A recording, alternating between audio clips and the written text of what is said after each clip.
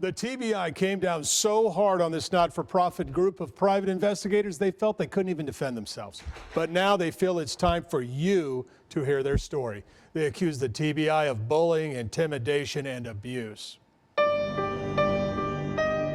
Holly Bobo case was ice cold. 18 months after her disappearance, a desperate Karen Bobo contacted a Nashville private investigator named Sheila Wysocki. Wysocki made national news for solving her college roommate's cold case murder 20 years after it happened. Karen Bobo saw her on television and asked her to help with the case. Wysocki and her not-for-profit Without Warning came to the Bobo's house and collected everything the Bobos had gathered since the disappearance. An incredible amount of tips, handwritten notes, interviews the Bobos had conducted, and social media posts. We were paid nothing. Not one of us was paid a dime. It actually cost us money to work on the case. Then why'd you do it? To help a mom. If I were in that situation, I would want someone to help me. And I knew I had the best people that could help her. 2 private eyes, 2 former homicide detectives, and a paralegal. And by Halloween of 2012, they already had a prime suspect. Here's that email. Shane Austin. Beatty agreed, noting that his friends, Dylan Adams, Jason Autry, and Zach Adams, may have also been involved. It was really clear that I said if one of these guys did it, they all did it because they were each other's alibis. And I thought that was just, from a layperson standpoint, that was very obvious. By April of 2013, the group of super sleuths had the A-Gang, Austin, Adams, and Autry as their main suspects. They had a ping map of Holly's cell phone locations the day she disappeared and an evidence map.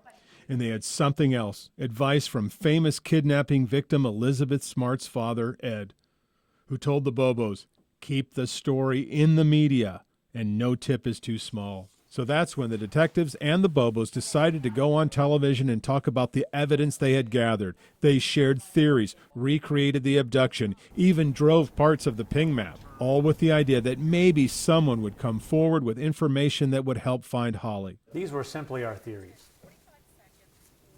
We volunteered our time just to help a family. And what happened? I believe we were stomped as hard as anybody has ever been stomped. They wanted us to go away and shut up. And they did a good job. I mean, they stomped hard. Stomped by the TBI. First, the TBI attacked them in the media. Without Warning did not conduct investigation to law enforcement standards. The erroneous television reports have led to false leads, public concern, and have wasted valuable state resources, said TBI Director Mark Gwynn. Harmful to the case, misleading, detrimental. But now we know on the very day of the press release, the TBI was lost. The TBI lead investigator believed Terry Britt abducted Holly. They had stopped investigating the A-Gang. I was wasting my time. Wasting your time doing what? Investigating these idiots. And then the TBI admits the magnitude of that error. Was it a mistake? Yes, sir. It was a mistake. Was it a bad mistake? Yes, sir. Is it 3 years later you figure out how bad it was? Yeah.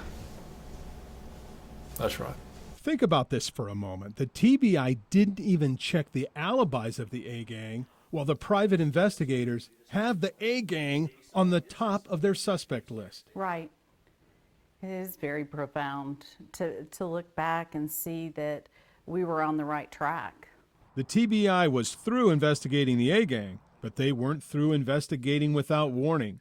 They got judicial subpoenas, sent men to Wysocki's home, and interrogated her. They were intimidating me. They were threatening me. They were aggressive. All for information the detectives say they volunteered to give the TBI before ever going on television.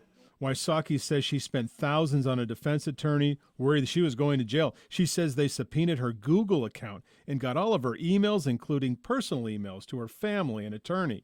Humiliating and expensive for a woman who just wanted to help. I will not do a case like this again. And I try not to work in Tennessee because I was threatened.